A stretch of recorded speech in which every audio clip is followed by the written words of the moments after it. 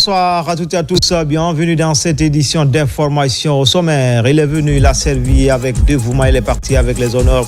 Il sait bien notre regretté Daouda Tabansila, dont tu aimes plus que tout, décédé vendredi dernier. Notre regretté est élevé à titre posthume au rang de chevalier de l'ordre national du mérite, un toit offert à sa famille, l'éducation garantie pour ses enfants. Et puis coordination, dialogue et planification stratégique. Ce mercredi, le palais de la Colombe de Boulbiné a accueilli la toute première réunion statutaire du comité national du budget programme. C'est le premier chef du gouvernement Amadou Iba qui a donné le coup d'envoi des travaux. En fait, la Guinée avance dans la réforme de l'administration publique. Ce mardi, les ateliers thématiques du programme de réforme de l'État et de la modernisation de l'administration publique sont lancés à Conakry. Voilà pour le sommaire.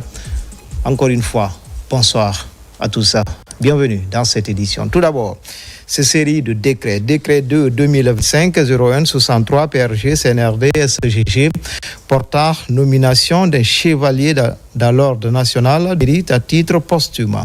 Le président de la République, vu la charte de la transition, vu la loi L94-002 CTRN du 26 janvier 1994, modifiant et complète l'ordonnance numéro 16 PRG-SGG du 22 septembre 1986 portant création de l'ordre national du mérite. Vu le décret D 2021-002 PRG-CNRD-SGG du 27 septembre 2021 portant nomination du grand chancelier des ordres nationaux de mérite de Guinée.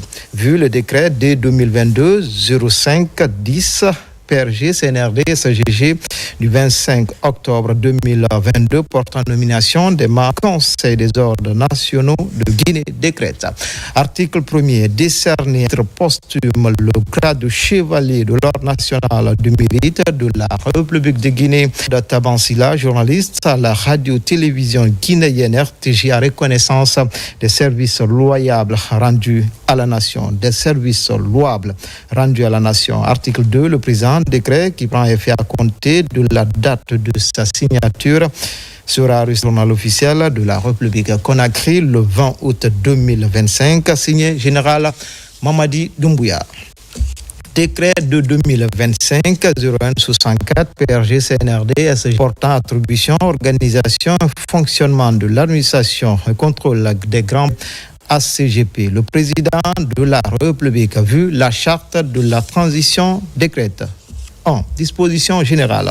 Article 1er. Le présent décret fixe le cadre juridique régissant les attributions, l'organisation et le fonctionnement de l'administration et contrôle des grands projets en abrégé ACGP.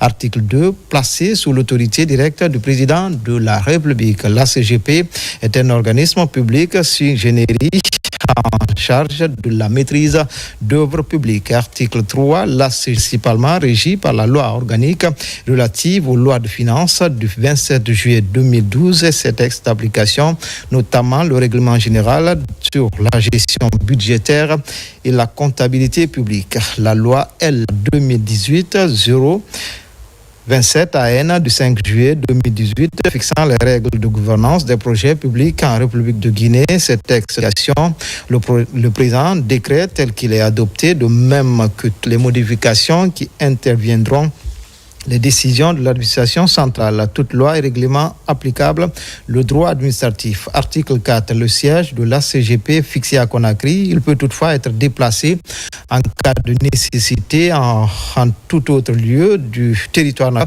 par décret présidentiel. Titre 2. Mission et attribution. Article 5.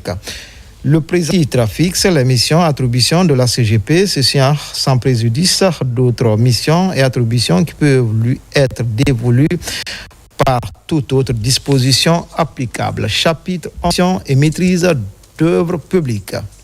Section 1. Généralité, article 6. Sans sa qualité de maître d'œuvre publique, la CGP participe à l'identification et à la planification des projets. Elle est responsable des études, du contrôle, de la supervision, de l'assistance et du conseil, ainsi que la réception technique de tous les projets tels que définis par les dispositions applicables portant sur la gouvernance des projets publics en République de Guinée. Article 7. L'administration contrôle des CGP est la seule structure en charge de la maîtrise d'œuvres publiques. La CGP est le maître d'œuvre public statutaire de tous les projets en République de Guinée, quel qu'en soit le mode de réalisation et de finance. Garantir l'efficience des investissements publics, les engagements des dépenses liés au projet, avance de démarrage des comptes, etc. sont soumis au préalable du maître d'œuvre publique ACGP. Article 8. Les domaines d'intervention de l'ACGP diffèrent selon la nature des projets et programmes publics. Les projets publics sont divisés en 3 catégories. 1. Les projets publics classiques. Les projets publics dits classiques désignent des initiatives qui s'inscrivent dans des cadres de planification et de mise en œuvre traditionnels, généralement gérés par des institutions publiques. Ils visent des résultats tels que le développement d'infrastructures, l'amélioration des services publics ou la mise en œuvre des politiques publiques. Numéro 2. Les projets publics structurants, souvent appelés grands projets, sont des initiatives d'envergure menées par les pouvoirs publics pour transformer durablement un territoire, un secteur économique ou une société. Se distinguent par leur ampleur, leur complexité, leur impact à long terme et dont leur mise en œuvre nécessite une réflexion approfondie, une planification rigoureuse et une évaluation continue de leur impact. 3.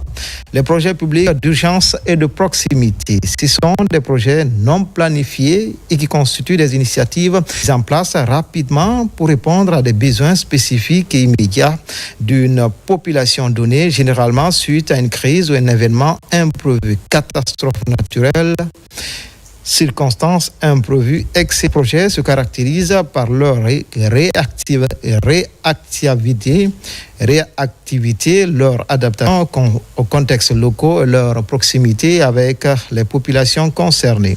Article 3. Fixation des seuils d'intervention de l'ACGP. Les projets publics classiques. L'ACGP intervient sur les projets répondant aux critères suivants, à l'exception des projets de développement rural et projets d'ordre de souveraineté. Pour la phase d'étude du projet, 5 milliards de francs guinéens. Pour la phase de réalisation, 2 milliards de francs guinéens. Avant chaque exercice, un filtrage sera effectué avec la direction en charge des investissements publics pour arrêter une liste définitive des projets incluant dans ce seuil, devant faire l'objet d'une prise en main par l'ACGP, étude de contrôle et supervision. Ces prestations feront l'objet d'une convention globale entre le gouvernement et l'ACGP. Les fonds correspondants aux stations subventionnées feront l'objet d'un transfert sur le fonds de maître d'ouvrage. Un mécanisme accéléré de décaissement du fonds sera créé pour permettre à l'ACGP, d'une part, de réaliser des études bancables permettant à l'État guinéen de rechercher les financements des partenaires techniques et financiers, PTF, et d'autre part, d'être efficiente dans le contrôle et la supervision des travaux dans le strict respect du triple qualité, coût, délai, conformément au cahier de charges. Ainsi, le montant de rémunération de la maîtrise d'œuvre sera en fonction de la complexité du projet, de la taille du projet et du coût des travaux. Le pourcentage à appliquer sur le montant hors taxe du coût des travaux varie de 3 à 10%. Pour les projets en deçà de ces seuils mentionnés, la CGP effectuera la validation des études APS, faisabilité, APD, DAO, réalisées par les maîtres d'ouvrage à travers les bureaux études, contrôle et supervision inscrits dans la base de données de l'ACGP, faisant l'objet d'une évaluation régulière ainsi qu'un contrôle a posteriori dans la phase de réalisation des projets.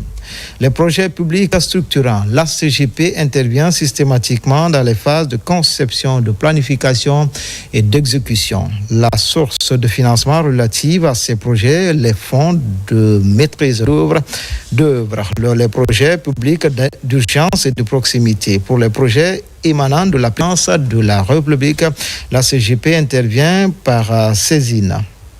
Pour les projets émanant des maîtres d'ouvrage, les seuils subventionnés seront appliqués.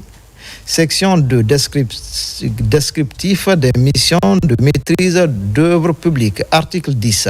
Dans le cadre de sa mission d'assistance à l'identification et à la planification des projets publics, la CGP est notamment en charge des missions suivantes. Analyse et synthèse des dossiers relatifs à la formulation de politiques économiques, des rapports d'études et de supervision économique à court, moyen et long terme.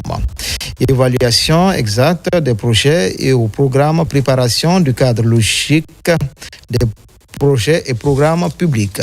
Recherche de financement et négociation des conventions de financement en appui au département ministériel concerné. Un décret du président de la République définira les modalités d'application de cette disposition. Suivi, analyse, interprétation et synthèse des dossiers, documents et informations relatifs au programme de développement. Élaboration des termes de référence. Études, contrôle et supervision des travaux. Article 11. Dans le cadre de sa mission de conception des projets publics, la CGP réalise et ou fait réaliser des études. À cet effet, elle est notamment chargée des études préliminaires, des études de faisabilité, des travaux d'évaluation exempts à entreprendre par les bailleurs de fonds en rapport avec les départements ministériels concernés. Des études de marché nécessaires à la conception et au dimensionnement des projets publics, des études d'impact environnemental et social, y compris l'évaluation financière du coût d'indemnisation des personnes affectées, des études techniques, économiques et financières, de l'évaluation du coût du projet public, ceci en relation avec la maîtrise d'ouvrage avec le maître d'ouvrage qui initie le projet public et la charge de la planification qui le codifie. Des études d'avant-projet sommaire, des études d'avant-projet, des études d'exécution, des dossiers d'appel d'offres ou dossiers de consultation des entreprises en collaboration avec le maître d'ouvrage. Article 12. Dans le cadre de sa mission de direction de l'exécution des travaux relatifs au projet public, la CGP assure les missions de contrôle et de supervision. À cet effet, la CGP exécute les prestations de contrôle et de supervision des travaux et signe ou, en sa qualité de maître d'œuvre, que les contrats y afférents assurent le suivi technique et financier de tous les projets publics. En conformité des plans d'exécution, délivre son visa, procède à la vérification, à la comptabilisation et à la mise en paiement des factures et des décomptes sur financement du budget national de développement BND et sur financement extérieur FINEX certifié par le maître d'œuvre délégué mission de contrôle. Pour faciliter à la CGP cette dernière tâche, le ministre en charge de l'économie et des finances déléguera à l'administration générale pour la circonstance ses pouvoirs de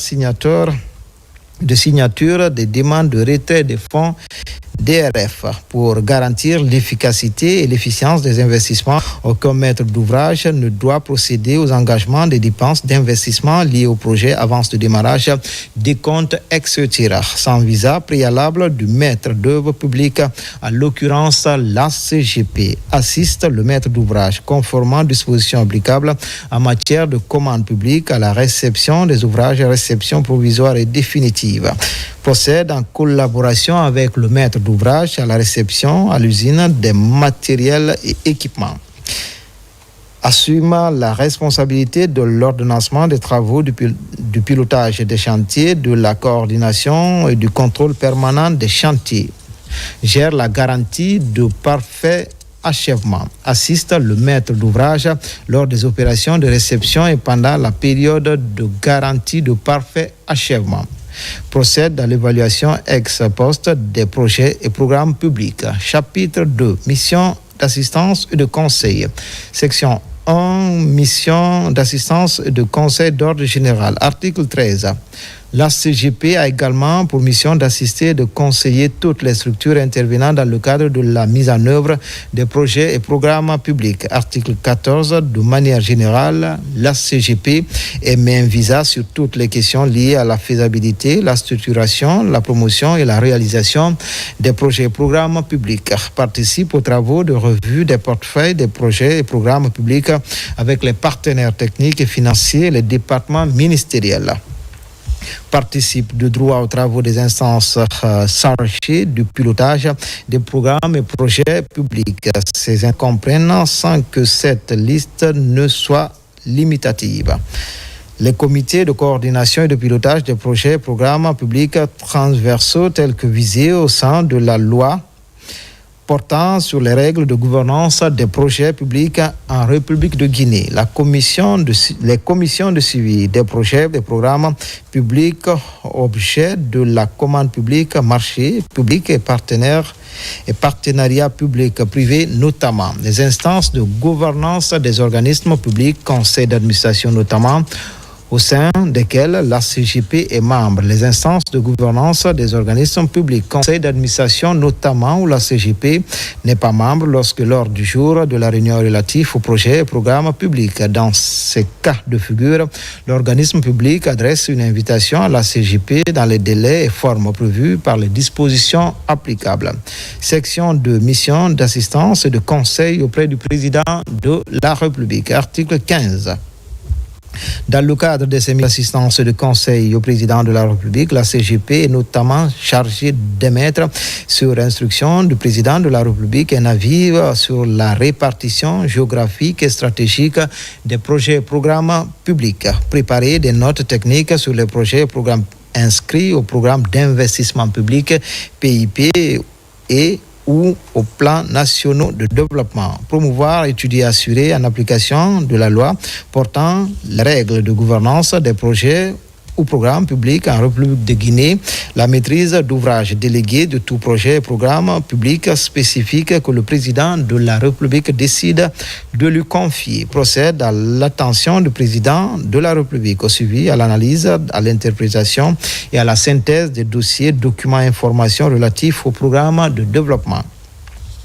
Réalise au nom et à la discrétion du président de la République sous couvert de ses instructions et dans le respect des attributions de la CGP au regard des différentes catégories de projets et programmes publics, à la fois la maîtrise d'œuvre et la maîtrise d'ouvrage délégué des projets et programmes publics et de proximité, préparés à l'attention du président de la République. Les rapports publics d'avancement des projets et programmes publics, participer à la définition des stratégies sectorielles en adéquation avec les priorités du gouvernement en matière de développement, participer aux missions de suivi et évaluation des projets et programmes publics.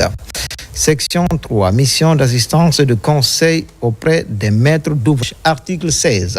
Dans le cadre de ces missions d'assistance et de conseil aux maîtres d'ouvrage, la CGP, sans que cette liste ne soit limitative, assume la qualité d'œuvre déléguée lorsque le maître d'ouvrage public délégué délègue ses fonctions à une personne de droit public ou de droit privé ou à un organisme multinational, ceci dans le cadre et les conditions prévues par la loi portant sur les règles de gouvernance des projets publics en République de Guinée.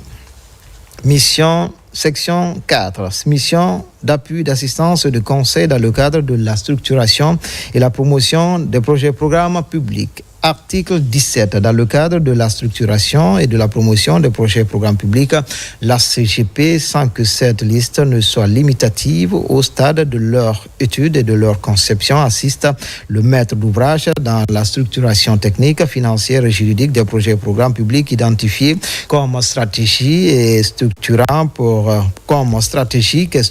pour l'économie guinéenne, de sorte à attirer l'intérêt d'investisseurs et partenaires financiers nationaux et internationaux, assurer une promotion efficace des projets et programmes publics en vue d'assurer leur développement et leur financement conformément aux meilleurs standards internationaux et à des conditions favorables aux intérêts de la nation guinéenne et des générations futures. Participe à la recherche de financement, aux négociations et de documentation contractuelle afférentes au développement et au financement des projets, à la levée des conditions suspensives à l'investissement ou au décaissement ou au suivi des projets financés en appui au département ministériel concerné. Procède au suivi, à l'analyse, à l'interprétation et à la synthèse des dossiers, documents et informations relatifs au programme de développement économique. Participe à l'élaboration du programme d'investissement public PIP et à l'inscription dans ce programme des projets de développement des départements ministériels, organismes publics et collectivités décentralisées. En collaboration avec les ministères sectoriels, participe à la revue du portefeuille de projets des bailleurs. Section 5, mission d'assistance de conseil dans le cadre du financement des projets et programmes publics. Article 18. Dans le cadre du financement des projets et programmes publics, la CGP, sans que cette liste ne soit limitative, participe à la structuration technique, financière, juridique des projets et programmes publics en appui au département ministériel concerné.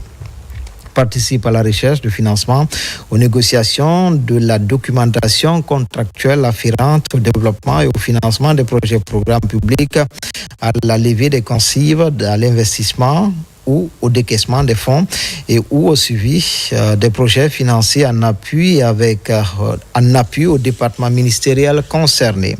Procède au suivi, à l'analyse, à l'interprétation et à la synthèse des documents, des dossiers, des informations relatives aux informations relatives au programme de développement économique. Participe à l'élaboration du programme d'investissement en pays public PIP et à l'inscription dans ce programme des projets de développement des départements ministériels, organismes publics et collectivités décentralisées. Chapitre 3. Mission d'assistance et de conseil dans le cadre du pré-contentieux et du contentieux. Dans le cadre, article 19, dans le cadre du précontentieux, contentieux latent ou effectif en lien avec les projets et programmes publics, la CGP peut être amenée de diverses manières dans la formulation des recommandations et d'avis à l'égard des parties prenantes qui la saisissent à tout stade de réalisation des projets publics ou postérieurement à la réalisation de ces derniers.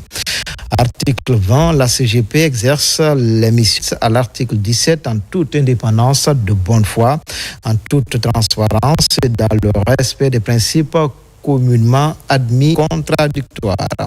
La CGP s'attache également à respecter et à révéler afférente lorsqu'elle intervient en qualité de médiateur et ne saurait s'ériger en juge partie dans un dossier.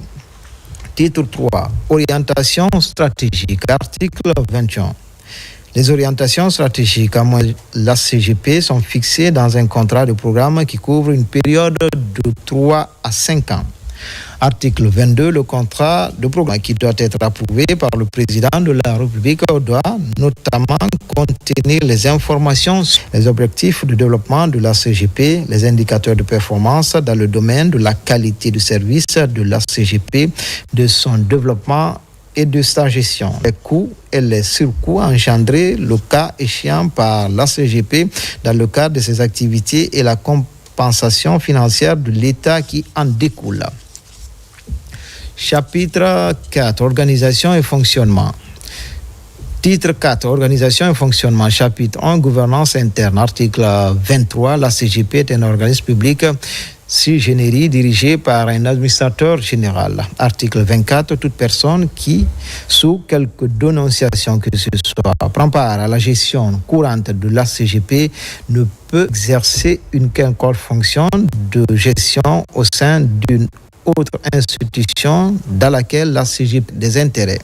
Article 25, sans préjudice de l'engagement de leurs responsabilités civiles et pénales en vertu des dispositions applicables, chaque personnel au sein des différents services de la CGP est responsable devant l'administrateur général des manquements dans l'exercice de ses fonctions. À ce fait, chaque personnel s'expose en cas de manquement à des sanctions disciplinaires applicables prévues par son statut et les textes régissant la CGP. Chapitre 2, organisation générale des services de la CGP. Section 1. Disposition générale. Article 26. Pour l'accomplissement de ces missions, la CGP comprend plusieurs services. L'administration générale, les services d'appui à l'administration générale, les départements, les directions, les divisions. Section 2, l'administration générale. Article 27. L'administration générale est composée d'un administrateur général et d'un administrateur général adjoint.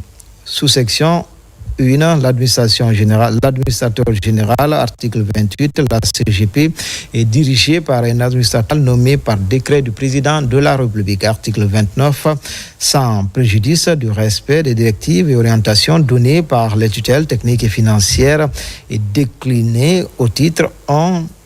L'administrateur général assume sous sa responsabilité l'administration et la direction générale de la CGP.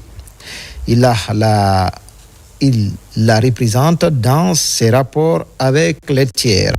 Il est investi des pouvoirs les plus étendus d'agir et d'organiser en toutes circonstances au nom de la CGP et les exerce dans la limite des missions et attributions de la CGP et de ses services. À ce titre, l'administrateur général exerce notamment les missions suivantes: conduite de la mise en œuvre des projets et programmes publics, soumission au président de la République d'un plan d'action et d'un programme relatif au projet et programme public, présentation périodique de rapprochement des projets et programmes publics au gouvernement, en Conseil des ministres, ordonnance de l'ensemble des dépenses de la CGP, recrutement du personnel. Sous-section 2, l'administrateur général adjoint. Article 30. L'administrateur général est assisté dans ses fonctions par un administrateur adjoint nommé par décret du président de la République. Article 31. L'administrateur général adjoint assiste l'administrateur général dans le cadre de ses fonctions et remplace l'administrateur général en cas d'absence ou d'empêchement de ce dernier. Article 32. La fiche de poste de l'administrateur général adjoint est soumise à la tutelle par l'administrateur général de la CGP et rentre en application après validation. Section 3. Les services d'appui station générale. Article 33. Les services d'appui assistent l'administrateur général dans l'exercice de ses fonctions.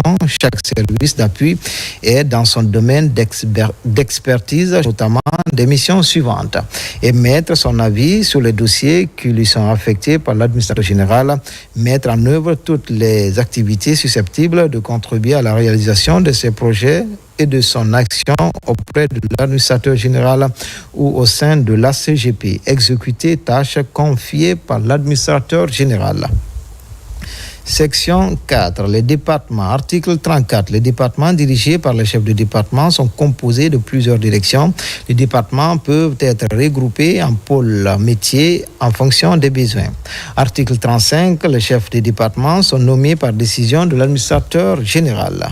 Section 5. Les directions.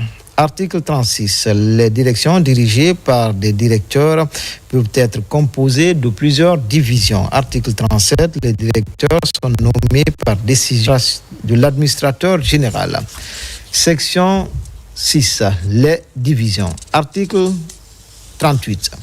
Les divisions peuvent être sous la direction de l'administration générale des départements ou des directions. Elles sont dirigées par des chefs de division. Article 39. Les chefs de division sont nommés par décision de l'administrateur général. Titre 5. Gouvernance externe. Article 40. Dans le respect de la loi organique relative aux lois de finances et des textes d'application, notamment le règlement général sur la gestion budgétaire et la comptabilité publique, le cadre de gouvernance des finances publiques, le ministère des Finances est chargé de la tutelle financière de la CGP. Titre 6. Gouvernance comptable et financière. Chapitre ressources financières et endettement.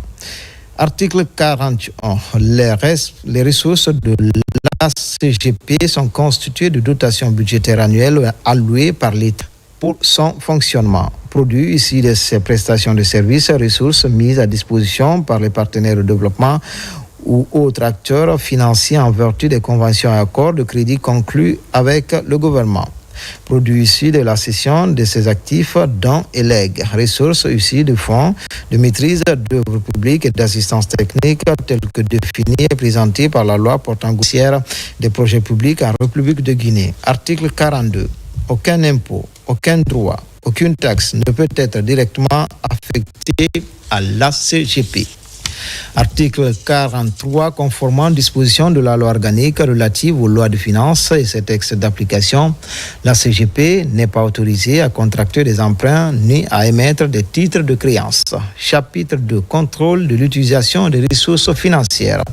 Article 4, le budget et les comptes de la CGP sont approuvés conformément aux dispositions de la loi organique relative aux lois de finances et ses textes d'application, notamment le règlement général sur la gestion budgétaire et la comptabilité publique et le cadre de gouvernance des finances publiques. Article 45, le contrôle des ressources financières de la CGP est exercé par un contrôleur financier, l'inspection générale de l'État, l'inspection générale des finances et par la Cour des comptes dans des conditions prévues par la loi organique relative aux lois de finances et ses textes d'application, notamment le règlement général sur la gestion budgétaire et la comptabilité publique.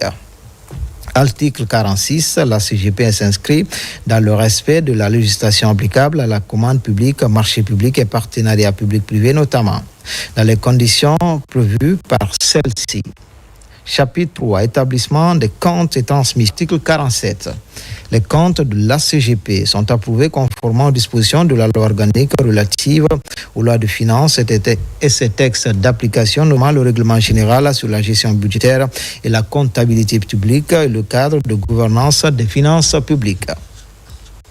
Article 48, les comptes CGP doivent être au plus tard le 30 juin d'être arrêté au plus tard le 31 décembre de l'année suivante, ceci dans le respect des dispositions du règlement général sur la gestion budgétaire et la comptabilité publique. Ces comptes qui sont transmis par l'administrateur général au ministre en charge de l'économie et des finances doivent comprendre d'une part les états de comptabilité générale, bilan, compte de résultats, tableau des flux, des trésors et états annexés. Et d'autre part, les états de comptabilité budgétaire, état de développement des recettes et des dépenses. Il s'accompagne des rapports de gestion, des rapports d'exécution du contrat de programme. Article 49, les états d'exécution du projet du budget à mi-année doivent être transmis au président de la République au plus tard le 31 juillet. Ils sont accompagnés des prévisions d'exécution de fin d'exercice et des rapports semestriels sur la situation financière et la qualité de la gestion établie par le contrôleur financier conformément aux dispositions générales sur la gestion budgétaire et la comptabilité publique. Chapitre 4. Transmission du projet de budget et adoption.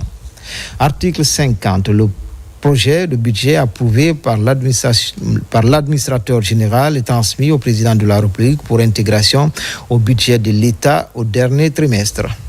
Le projet de budget transmis par la CGP doit obéir aux dispositions du règlement général sur la gestion budgétaire et la comptabilité publique. Il doit respecter la nomenclature en chapitres et articles, lesquels seront présentés en session de financement et session d'investissement et être accompagnés du plan d'investissement et de financement des états de développement des recettes et des dépenses budgétaires. Article 51.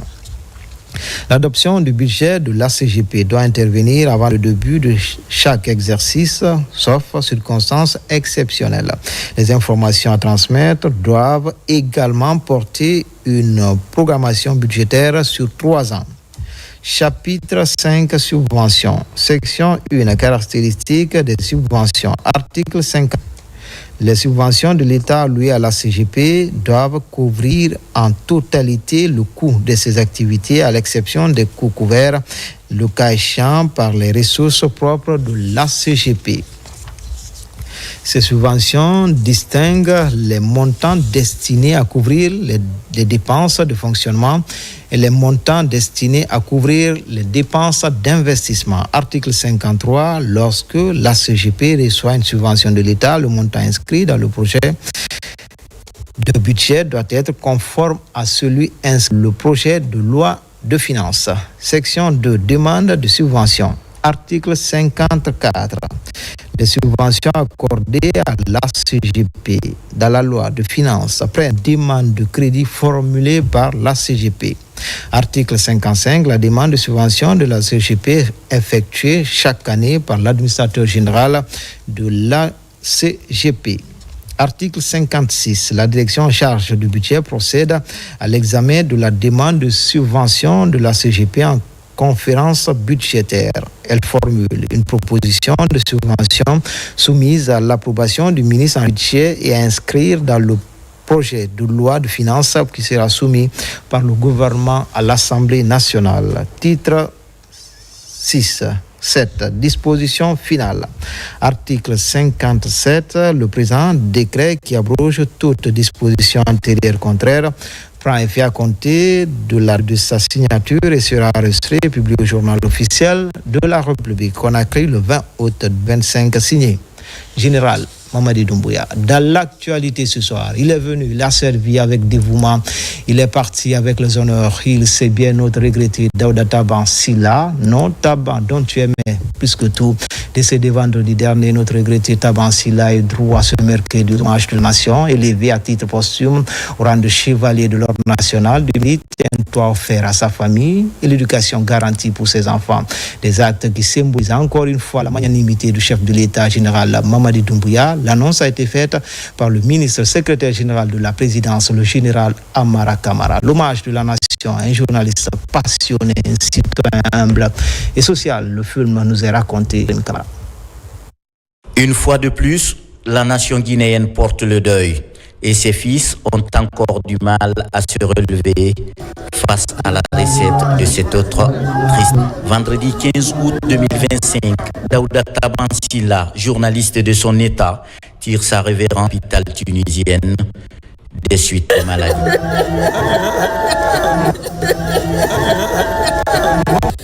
Certains n'en croient pas encore leurs yeux. Pourtant, depuis Oli et le chagrin se sont invités dans le quotidien des amis et des collaborateurs de Daouda Taban. Daouda était plus qu'un simple journaliste de la RT. Il aimait profondément son métier. Avec dynamisme, engagement et passion, il a consacré sa vie à informer, à éclairer et mettre la vérité au service de la société. Au-delà du jeu, nous pleurons aujourd'hui l'homme, le frère, le fils, l'époux, le père. Je garde encore en mémoire les derniers échanges, 2 jours seulement avant son décès.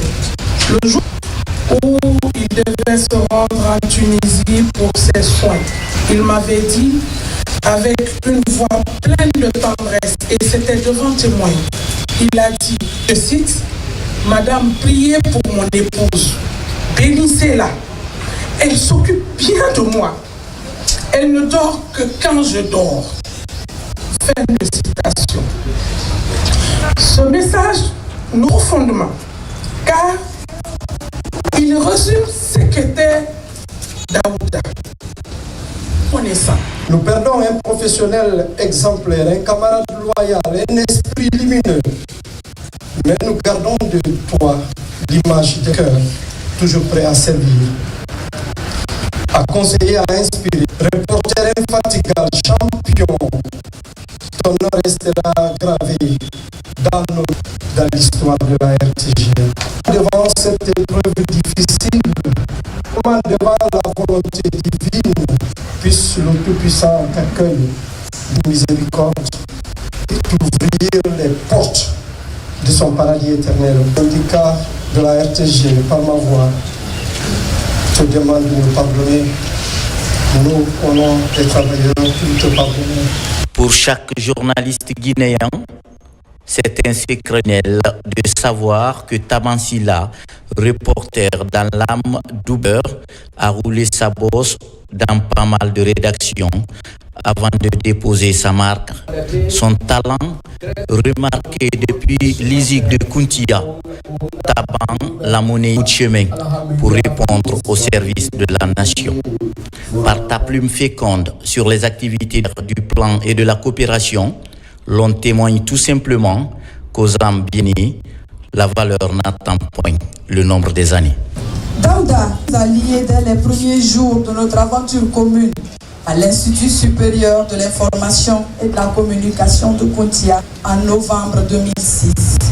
Au fil des ans, nos chemins se sont recroisés au ministère du Plan et de la Coopération internationale, où j'ai eu encore le prix de découvrir en toi un collaborateur exemplaire, aimé par un esprit de service et une humanité qui inspire le respect. Daouda, la disparition laisse un vide immense au sein de notre département. Je te pleure, mon fils. Le ministre Ismaël Labé te pleure. Les cadres du MPCI te pleurent. Daouda Tabansila a suivi à l'ISIC de cursus universitaire sans faille, choisissant qui forme le mieux la presse écrite. Il sort parmi les meilleurs. Fort d'un sens d'initiative et des responsabilités remarquables, il co-initie le magazine papier Le Tremplin, produit entièrement par les étudiants en fin de cycle depuis de l'ISIC de Goutia. Malgré ta passion pour le journalisme avec beaucoup d'art, ton dévouement dans le travail laisse certes un goût d'inachevé.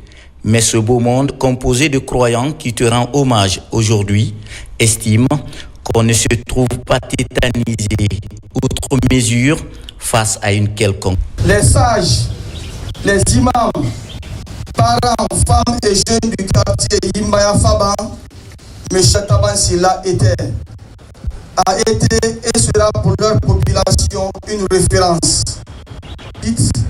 Un livre d'histoire et de contes qu'ils vont raconter aux petits-enfants dans le futur. Daouda Tabansila était ce jeune homme qui donnait de la joie de vivre dans leur quartier. Son charisme, par sa générosité et sa courtoisie inélégante. Il était si humble, si respectueux et adorable, mais surtout vrai et direct dans ses propos et actes. Daouda Sinla, par ton village Taban, que tu as accepté comme ton deuxième prénom, jouit désormais d'une renommée à l'échelle nationale. Malgré, en ce mois d'août 2025, les fils de la nation guinéenne se conforment aux règles rationnelles de l'omnipotent, en réalisant que l'homme n'a point de temps, n'a point de rive, il coule et nous passons. J'ai mené plusieurs voyages avec Taban et à chaque fois c'était avec des mots de satisfaction et plein de sourires quand je voyais les objectifs atteints. On arrivait par moments à certains voyages où tout n'était pas réuni. Je disais, cher Taban, comment tu vas faire? Et quelques minutes après, je voyais Dieu se dévouer et être présent à nos côtés pour réaliser ce pourquoi il était là. Jamais il se plaignait malgré son état de santé ou quelque chose qui n'allait pas. Il savait lui-même pour le service à sa nation. Et la présence de chacun ici, je pense, témoigne de cela. Pour l'homme qu'il a été, il a su donner à chacun d'entre nous. Reporter, chroniqueur, animateur, administrateur du site web de la RTG. Taban est désormais inscrit des meilleurs journalistes qui ont marqué leur passage à la télévision nationale. Passion, engagé, petit de talent. D'abord Taban, à jamais dans nos cœurs. Jeune frère, tu as connu des moments de gloire, mais aussi des moments difficiles. En 2020, tu as été renvoyé de la RTG, alors que j'étais RTG, mais sans pouvoir de décision. Le syndicat de la RTG et moi-même avons tout fait à l'époque pour le ramener, mais sans succès. Ainsi arriva le 5 septembre 2023. Le nouveau patron de la République, le général Mamadi Doumbouya, me porta quelques mois après à la tête du ministre de la RTG, Radio-Télévision du Niger. Comprenez-moi ce jour, tout avant. Je peux reprendre le travail, je le reprends. Ma première décision ce jour, c'est de devenir rédacteur en chef du site web de la RTG en même temps. Ensemble, avec tes collègues, Abreyi, Bouka, Awacha, nous avons réussi à transformer le CDI. On a réduit, on a changé de nom. RTGCourouma.info devient RTGD.info. Je suis très affecté, très affecté par la nature. Après des années de bataille avec syndicat de la RTG, le président de la République, le général Mamadi Doumbouya, touché par la situation des stagiaires RTG. 350 stagiaires recrutés, c'était une première à la radiodiffusion télévision. Mais voilà, à peine intégré à la fonction publique, tu n'as bénéficié que de 2 mois de salaire. Tu as décidé. À cet instant de deuil, qu'il me soit permis de le chef de l'État, le général Mamadi Doumbouya, qui a instruit le ministre du Plan et celui de prendre toutes les dispositions pour ton évacuation. Mais malheureusement, la maladie a eu raison de toi. Merci à tous ceux qui ont fait le déplacement pour venir te rendre hommage. Dans le travail, reporter tout terrain, guerrier assis, tu as bien rempli ta mission. Et c'est ce que le chef de l'État, le général d'armée, Mamadi Doumbouya, a tout de suite compris. Par la grandeur d'âme de celui-ci, Tabansila sera élevé au rang de chevalier de l'ordre national à titre posthume. Effectivement, au nom du président de la République, le chef de l'État, le général Mamadi Doumbouya, que nous nous trouvons ici aujourd'hui. Et avant de livrer le message, je voudrais tout simplement dire au regard de tout ce que nous avons entendu et par la grandeur de cette grande mobilisation, nous nous rendons compte que M. Silla, il a vécu, en plus d'avoir, il a aussi servi. Nous sommes souvent venus à des levées de corps ici, mais ça reste encore un souvenir exceptionnel de voir tout ce beau monde ici.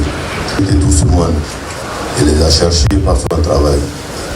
Et comme le disait le ministre tout à l'heure, et tout ce temps-là au service de l'État, de la patrie, traîner ses potes partout, dans des conditions souvent extrêmes, mais n'était qu'un stagiaire. Et quand même, l'État, il a marqué sa République. Et c'est à ce titre que le chef de l'État, lui, restait auprès de la famille pour leur témoigner toute sa compassion et les présenter ses condoléances les plus attestées. Hier, dans la presse, j'ai eu une séance de travail avec le ministre de l'Information et de la Communication et avec qui on ne pourra pas revenir sur tout ce qu'il a dit sur le mot juste. Il a dit qu'il était parti à la fleur de l'âge. Une chose aussi nous a marqué dans cette conversation quand il a dit que c'était un journaliste d'exception. Je souhaiterais que ses parents, ses enfants, gardent ça en tête, a dit que cet homme qui est couché ici était un homme d'exception. Il a fait décider ce qui suit. Il nous a instruit de prendre des dispositions pour que M. Daouda Tabansila, ici couché, soit élevé au rang national de mérite. Le prince sera pris d'un moment à l'autre et on aura l'honneur et le privilège de prendre cette médaille-là en lieu et place de leur père qui a valablement. Il faut servir le pays. Le pays, quand on le défise, souvent quand ça se paye, on n'est jamais là. Et c'est aussi à ce titre que le chef de l'État a décidé, en ministre de l'Information, de prendre des dispositions pour offrir un toit à madame et à ses enfants. Ce travail-là, nous allons le commencer aujourd'hui. On fera en sorte qu'avant la fin de la saison des pluies, que ces familles... Au-delà de ça, il nous a aussi mandaté de faire en sorte que ces enfants étudient. Tout ça devrait vous sécher les larmes et dire que cet homme qui était un homme bien. Nous voulons encore joindre à celle du chef de l'État pour présenter à vous, famille, monsieur Daouda Tabansila, à ses collaborateurs, aux différents départements qu'il a servi, mais à tout le monde de la presse, nos condoléances les plus attristées. Que Dieu l'accueille dans son paradis céleste. Amen. Daouda Tabansila, tu reviens à la vie pour la dernière fois, accompagné par toute la nation pour un heure avant de rejoindre ton taban natal, laissant ainsi cette question entière. Pourquoi dire que la mort viendra comme un voleur? Tout nous prépare. Dors en paix, guerrier. La Guinée pleure également un père de famille attentionné, un fils qui aimait sa contrée de tabac. Oui, c'est dans son village natal que repose mais à jamais Daouda Sylla. L'émotion était grande à l'arrivée du cortège funèbre. Amis, collaborateurs et personnes anonymes ont tenu à lui rendre un hommage mérité avant son inhumation. De Conakry à Taban, préfecture de Dubrika, voici la fin d'un parcours que nous retrace notre reporter Mamadou Alpha Baldé. Ultime tour d'honneur. Ultime voyage Conakry-Dubrika pour Daouda Sylla. Ce mercredi matin, le cortège funèbre de Taban arrive dans son village natal, Taban.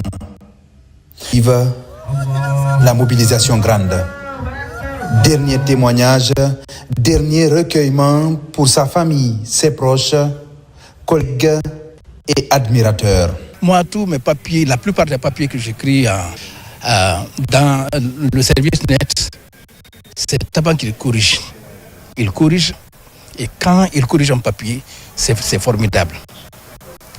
Sur le plan, Taban, l'ordinateur avec lequel je travaille, c'est Taban qui m'a donné ça. Franchement, je ne peux que prier Dieu pour qu'il accueille dans son paradis. Vraiment, je ne veux pas laisser remercier le président de la République qui prend sa famille en charge. Ça, c'est vraiment très fort. Le Taban a marqué la République par son professionnalisme, charisme. L'enfant de Taban s'était inscrit dans la vision Tabanka 2050.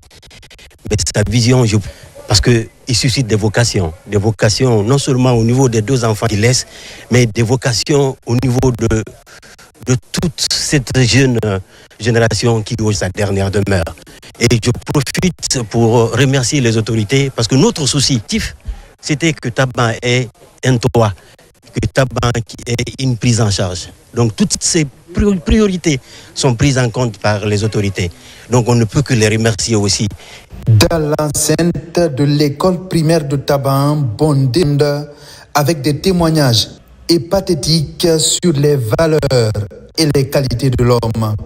Puis des prières sont faites pour le repos de son âme. Taban ne m'a jamais appelé par mon nom. Il ne m'a jamais appelé par un jeune courageux, talentueux. La chance de connaître Taban, section d'infanterie de Kindia. Il faisait partie de ma compagnie et par son comportement, Taban m'a beaucoup marqué aussi, Kindia. Et presque il a marqué tout le monde. Le désormais chevalier de l'Ordre national du mérite repose au cimetière de Taban à côté de son papa décédé l'année dernière. Il va en paix. Dors en paix, champion. Dans le reste de l'actualité, bientôt le référendum du 21 septembre 2025. L'autorité de la communication déjà à pied d'œuvre pour une bonne couverture médiatique de la campagne. À retraite à Kindia, l'institution se dote de dispositifs pour une meilleure régulation durant la campagne référendaire. Mamadou Saluba, de retour de Kindia. À Kindia, dans 3 jours, les commissaires de la Haute Autorité de la Communication ont passé 3 jours d'intenses travaux sur la couverture médiatique de la prochaine campagne référendaire.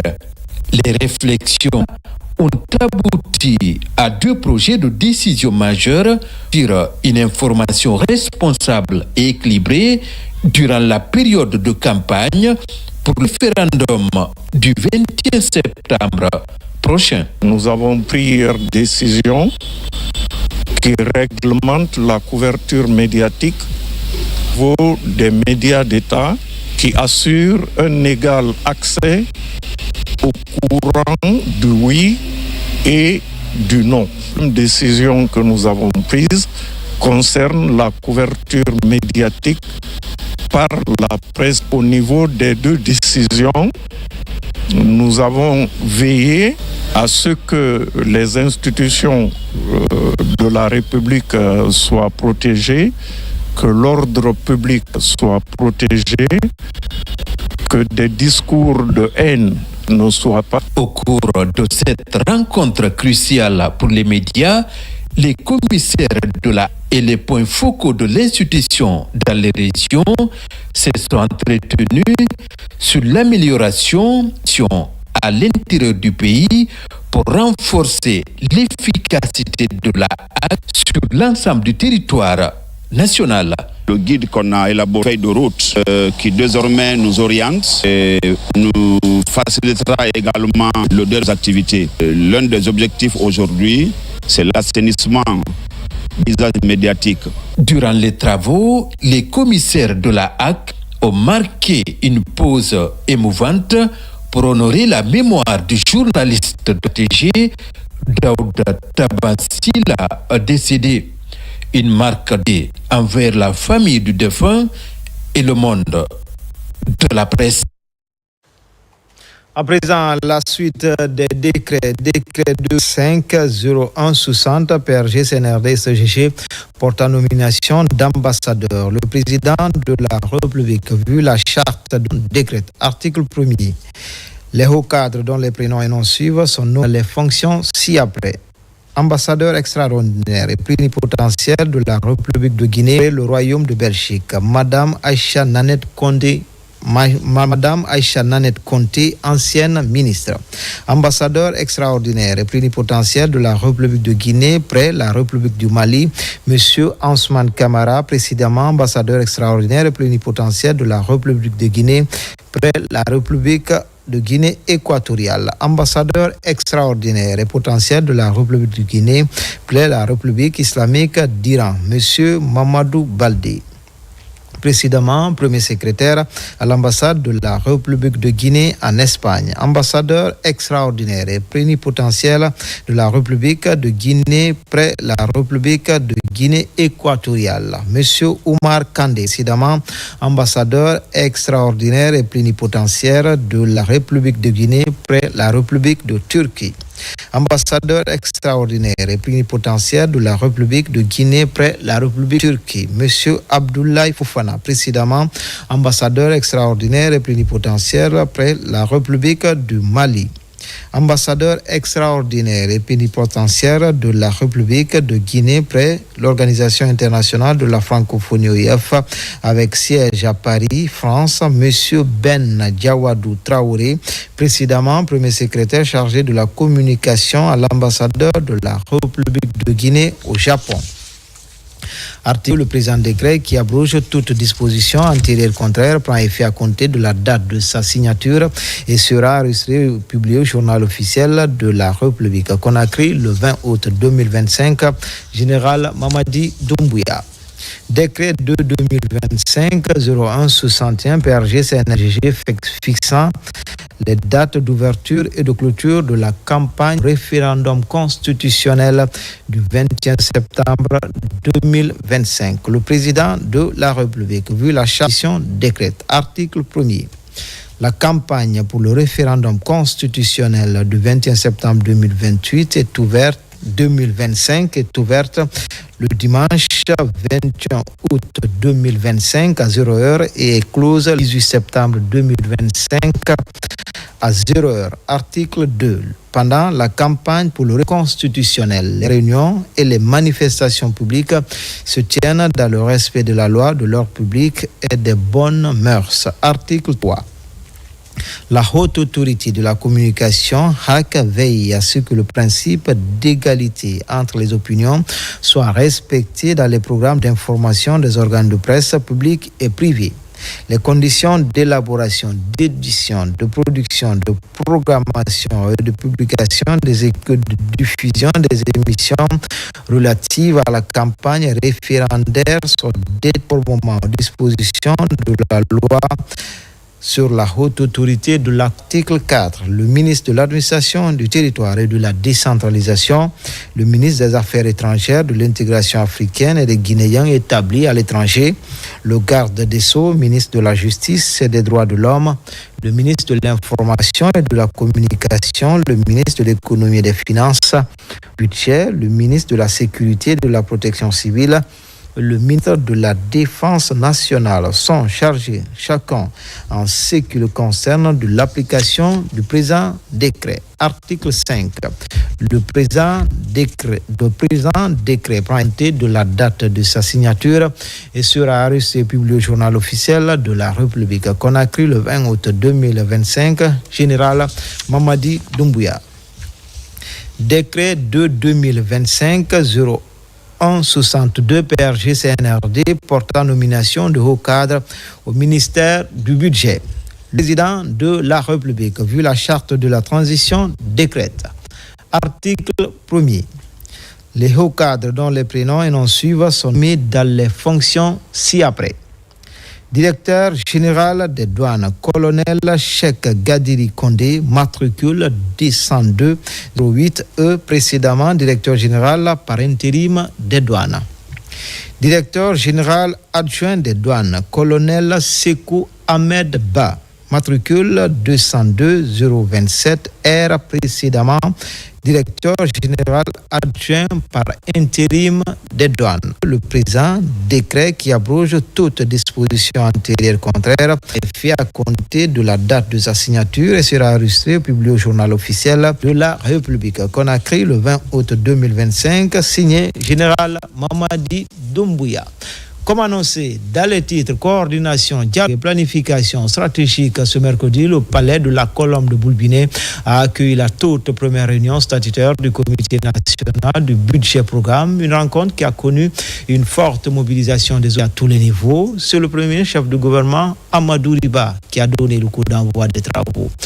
Ousmane Bangoura, Kabasouma, Mamis. C'est la toute première réunion statutaire du Comité national du budget programme, présidé par le Premier ministre Amadou Riba. Cette rencontre marque une étape décisive dans la mise en œuvre de la réforme du budget programme dans le pays. Objectif de cette première session, clarifier les rôles et responsabilités de chaque membre du comité pour une coordination renforcée et un dialogue permanent entre les différentes parties prenantes. La notion du budget de programme, c'est l'alignement des politiques budgétaires sur la vision du développement. Dans notre cas actuel, voulons mettre en œuvre le programme Simandou 2040. Donc tout ce que nous voulons faire, tout ce que nous pouvons faire dans le cadre des finances publiques, dans le cadre budgétaire, toutes ces actions doivent s'inscrire dans la logique du budget programme et par conséquent, les priorités fondamentales qui sont inscrites et dès le programme Simandou 2040. Le FMI vient de donc donner à la Guinée pour nous accompagner sur les aspects techniques pour une migration réussie. Le budget programme qui va être également une des prouesses, un des progrès de refondation de nos finances publiques, telle que inscrite par M. le Président, telle que M. le Premier ministre, et cela permettra à la Guinée de standardiser son mode de gestion. Les échanges ont permis de présenter les attributions de chacun, de points sur l'état d'avancement de la réforme et surtout de valider une... La souveraineté monétaire, c'est un degré, disons, de stabilité accrue pour dire je me prends en charge, je gère mes affaires avec sérieux, rigueur pour être performant.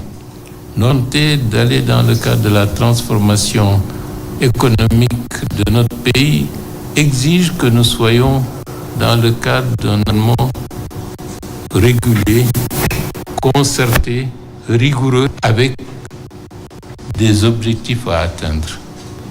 Le budget programme visionne l'avenir de la Guinée, La stabilité politique, la stabilité sociale, de la transition passe nécessaire par la mise en œuvre rigoureuse du budget programme.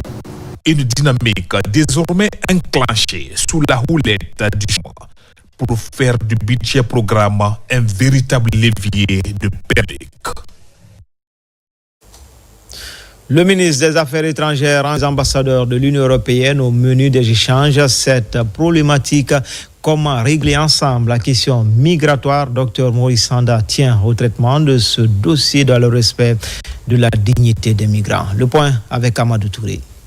Partenaire de l'Union européenne et cadre du ministère des Affaires étrangères et des Guinéens établis à l'étranger se retrouvent autour du chef de la GNN. Objectif, aborder une question devenue centrale ces dernières années, la migration irrégulière. Récemment, Dr Maurice Sanda Kouyaté a reçu un courrier de l'Union européenne. Pour le ministre guinéen, ce dossier doit être traité dans le respect migrant. J'ai rencontré les ambassadeurs, d'abord pour les remercier pour la bonne coopération que nous avons et leur implication dans la diffusion du projet de consultation reçu, les copies avec leurs commentaires et ces commentaires, donc je les ai remerciés. Et deuxièmement, nous avons traité aussi c'est la migration illégale. J'ai répété la phrase que j'avais prononcée en France.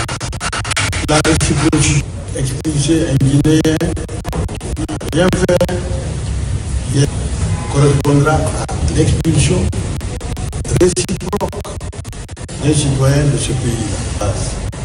Mais ceci dit, nous devons travailler sur ce respect mutuel et réellement le grand problème de la migration illégale, qui est un trafic humain et qui est criminel. Ensemble pour trouver des solutions concertées, voilà entre autres ce que propose le chef de la diplomatie. Une idée que saluent les partenaires dans un élan de coopération affiché. Vous savez que nous ne ménageons pas nos efforts pour favoriser les mobilités. Nous avons à cœur de favoriser ces mobilités, en particulier pour les publics qui ont plusieurs actions qui sont déterminées, qui sont dynamiques en ce sens. Et je voudrais saisir cette occasion pour vous assurer de notre coopération continue en ce sens, pour favoriser la migration régulière que nous avons les uns et les autres. Je suis vraiment reconnaissante pour votre ouverture aux discussions. Certainement, ce que vous dites sur la dignité humaine, c'est bien sûr le plus important dans toutes les discussions qu'on a. Et aussi pour la coopération internationale. Nous savons très bien, comme à la Belgique, qu'on peut coopérer très bien avec la Guinée. Nous le faisons tous les jours avec notre agence de coopération EVEL. Vous pourrez compter sur l'Espagne comme un partenaire ici, en Espagne et en Europe. Et on va vous accompagner vraiment pour empêcher que n'importe quel monsieur puisse être approuvé et qui puisse mettre de la stabilité dans notre relation. Après avoir montré sa détermination en allant chercher lui-même les Guinéens désireux de revenir au bercail sur instruction du chef de l'État, Dr Maurice Sanda Kouyaté explique aux partenaires les mesures de retenir les jeunes en Guinée. Nous avons Simandou 2040. Et lui, entendons très bien. Beaucoup veulent venir. Les Guinéens cherchent à venir autour de Simandou. Profiter de cette vision du président de la République. Donc on doit travailler avec nos partenaires dans le respect de la dignité des migrants. Chacun joue son rôle pour qu'ils ne perdent pas. D'un côté, nous allons utiliser la sécurité totale et de l'autre côté, nous allons attirer les Guinéens, les jeunes Guinéens surtout, à rester en Guinée ou à revenir en Guinée à travers la grande vision du chef de l'État. Pour poursuivre, le chef de la diplomatie guinéenne compte se rendre à Bruxelles dans les prochains jours. Une rencontre avec la Commission de l'Union européenne est prévue pour traiter en profondeur ce dossier. Tandang Kouyaté discutera également de la situation de l'ancienne Guinée à Bruxelles qui est actuellement en conflit avec la loi de ce pays. Repositionnement de la Guinée à l'international, le ministre Ismaël Nabé participe à la TICAD en marge des travaux qui vont s'écouler pendant 3 jours. Le ministre du Plan et de la Coopération internationale échange avec des personnalités influentes du gouvernement japonais, mais aussi des partenaires techniques et financiers, parmi lesquels le ministre japonais des Affaires étrangères. Un faible point tout de suite avec Oumar Bari. Le ministre du Plan et de la Coopération internationale Ismaël Nabé a entamé une tournée stratégique en Asie et du Sud-Est dans le cadre de repositionnement de la Guinée sur l'île et le renforcement des partenariats mutuellement bénéfiques avec des acteurs clés de la région. Le Japon a constitué la première étape de cette tournée marquée par une série de rencontres de haut niveau à Tokyo, 9e conférence internationale de Tokyo sur le développement de l'Afrique TICAD, se déroule sur 3 jours. Parmi ses interlocuteurs, on note la rencontre du ministre japonais des Affaires étrangères Takeshi Iwaya, des responsables de la JICA, agence japonaise de coopération internationale, ainsi que des dirigeants de la Yokogawa Electric Corporation, leader mondial dans le domaine des technologies d'automatisation industrielle, contrôle de processus. Il a également rencontré les représentants de BIC, Banque japonaise pour la coopération internationale, une institution clé dans le financement des projets économiques japonais, ainsi que ceux de la Banque africaine de développement BAD. Je suis très heureux de recevoir le ministère et nous voudrions continuer les discussions sur comment nous pouvons les intérêts des entreprises japonaises. Pour la Guinée, notre entreprise Yokogawa Electric Corporation est très intéressée non seulement dans le secteur minier, où nous voulons proposer des solutions d'automation et des solutions de contrôle, mais également pour développer les jeunes guinéens et former pour qu'ils puissent travailler dans la transformation de l'aluminium. Aujourd'hui, j'ai bien appris de ce 40 qui est très stratégique, très structuré, mais je pense que l'enforcement des capacités humaines est de base de toute la coopération. On verra comment on va coopérer collaborer avec cette stratégie. Ça, on verra dans le proche futur. Un des moments forts de cette série d'échanges a été la présentation de la vision de la République, son Excellence le général Mamadi Doumbouya, pour le développement socio-économique durable et responsable de la Guinée, incarné par le programme Simandou 2040. Ce programme hautement stratégique et ambitieux est au cœur des priorités du gouvernement guinéen, transformer le pays en un hub économique et industriel régional d'ici 2040. Lors de ces échanges, le ministre Nabé a souligné l'engagement du président de la République dans la mise en œuvre de projets innovants et le renforcement des partenariats internationaux. Aujourd'hui, avec son Excellence le ministre en charge des Affaires, on les a parlé de la vision du chef de l'État, la vision du programme de développement responsable Simandou 2040. Il était vraiment content d'apprendre les 5 piliers, les centaines de projets, mais aussi une trentaine de réformes que la Guinée est en train d'élaborer pour le développement de notre pays d'ici 2040. On a aussi expliqué la situation politique de la Guinée, on vient de vulgariser, on est en train de finaliser la vulgarisation de la nouvelle constitution et le référendum aura lieu le 21 septembre de cette. Donc ils ont vraiment apprécié ce calendrier politique de la Guinée, mais aussi le développement que le chef de l'État a pour notre pays. Donc, on a aussi parlé avec le ministre des Affaires étrangères de l'année prochaine à Tokyo d'une table ronde par rapport au projet 2040. Nous avons aussi été reçus par le vice-président de la JICA. La JICA qui accompagne la Guinée dans tous les projets de développement, d'accompagnement qui est là aujourd'hui. Nous sommes sortis vraiment bien satisfaits des rencontres que nous avons eues aujourd'hui avec les grands responsables japonais. Donc, ils nous ont promis qu'ils seront notre interlocuteur, notre partenaire stratégique pour le développement de la République Guinée sous la clairvoyance de son excellence le général Mamadi Doumbouya. La journée de ce mercredi a été couronnée par la cérémonie d'ouverture officielle de la TICAD, un événement majeur réunissant des délégations africaines et internationales. Cette cérémonie, co-présidée par Ishiba Shigeru et le maire de Yokohama, Yamanaka Takeharu, a été l'occasion de mettre en avant l'importance de renforcer les rôles du Japon et les pays africains, notamment dans le cadre du développement d'opérations internationales. Le Japon, à travers cet événement, a montré sa détermination à soutenir le développement général et de la Guinée en particulier et a souligné l'importance des partenariats sur des échanges mutuellement bénéfiques.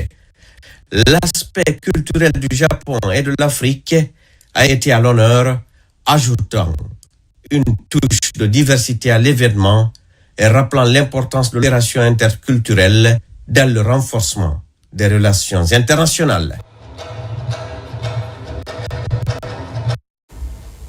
La Guinée avance dans la réforme de l'administration publique. Ce mardi, les ateliers techniques du programme de réforme de l'État et de modernisation de l'administration publique sont lancés à Conakry. Une étape majeure inscrite dans la dynamique du programme Simandou 2040. Mamadi Ternan Kamisoko. Réunis dans cette salle, experts, cadres administratifs et partenaires. Leur mission, passer au crible le dysfonctionnement relevé dans les ministres collectivités pour en tirer des solutions concrètes. Objectif affiché, bâtir une administration moderne au service des citoyens. À travers les différents ministères, nous avons plus de 5000 Guinéens qui ont donné sur la conduite à tenir pour notre administration publique. Vous ajoutez à cet effectif pour enrichir les données déjà collectées. Ça nous permettra de prendre la route qu'il faut pour une administration. Pour sa part, le ministre secrétaire général du gouvernement, Tamba Benoît Kamanou, rappelle que la modernisation de l'administration publique est un pilier essentiel pour concrétiser la vision d'une Guinée émergente, prospère et inclusive. La modernisation de l'administration publique n'est pas seulement une nécessité, c'est un impératif face aux défis contemporains. Nous faisons face à un environnement en constante évolution, où les attentes des citoyens en matière de services publics sont de plus en plus exigeantes. En réponse à cela, il est de notre devoir de reformer nos structures et simplifier afin de garantir une administration moderne, permanente et proche des usagers. Le Premier ministre, le ministre directeur de cabinet de la primature, Mohamed Lamine Sissavané, insiste sur l'importance stratégique de ces assises. Ces ateliers qui vont se dérouler du 20 au 29 constituent pour le gouvernement guinéen un tournant très décisif. C'est l'occasion de prendre en compte vos avis, vos expertises dans le domaine de la réforme administrative. Nous voulons certes de la Guinée, cela ne peut pas se faire sans passer par ces réformes qui sont engagées depuis le 5 septembre 2021 sous le leadership du général Mamadi Doumbouya. Lancé officiellement le 14 mars dernier par le Premier ministre, le PREMAP est aujourd'hui dans sa phase opérationnelle. Ces thématiques marquent une étape décisive pour renforcer la gouvernance, poser les bases solides de la vision Simandou 2040. Enfin, cette campagne d'assainissement lancée dans la commune urbaine de Lampagny est initiée par l'Agence guinéenne d'exécution des travaux d'intérêt public pour l'emploi en collaboration avec l'AGIROUT. Plus de 150 jeunes sont concernés par cet exercice. L'idée est de lutter contre la précarité juvénile et débarrasser la commune d'état d'immondice. Diallo Sununu Sidibé. Pour faciliter l'évacuation des eaux usées et redonner du souffle aux caniveaux, une grande opération de nettoyage est lancée. Pendant ce temps, s'attelleront à dégager les immondices qui obstruent les caniveaux, débarrasser l'état d'eau et assainir les lieux. Une action pilotée par l'AGETIP, l'Agence guinéenne d'exécution des travaux d'intérêt public pour l'employariat, avec l'AGEROUTE. Après les communes de Kaloum, de Matam, de Dixine et aux communes de Lambagne, parce que toutes les communes sont en partenariat avec l'AGETIP. Donc, c'est continu. Pour marquer l'importance de l'opération, les autorités locales se sont mobilisées. Le président de la délégation spéciale de Lambagne, aux côtés du ministre de la Jeunesse, a pris possession de cette première journée de travaux. On nous lave le dos, nous allons nous laver les mains en faisant participer les jeunes dans le curage. Nous avons argent prêté dans nos rues. Non seulement nous créons de l'emploi temporaire pour les jeunes, nous participons à l'assainissement de notre ville. Parce que cela y va de la responsabilité de chacun de droite ligne de la vision du général Mamadi Doumbouya. À travers cette initiative, l'AGETIP réaffirme son engagement en faveur de la salubrité publique, mais aussi de l'insertion socio-professionnelle angulaire de son action à travers le pays. C'était tout pour les infos. Grand merci à vous qui nous suivez à Taban et partout dans le monde. L'actualité se poursuit sur le www.rtgguinée.info. À bientôt pour d'autres actualités sur la Guinée, notre paradis terre de richesse et d'innovation. Inch'Allah.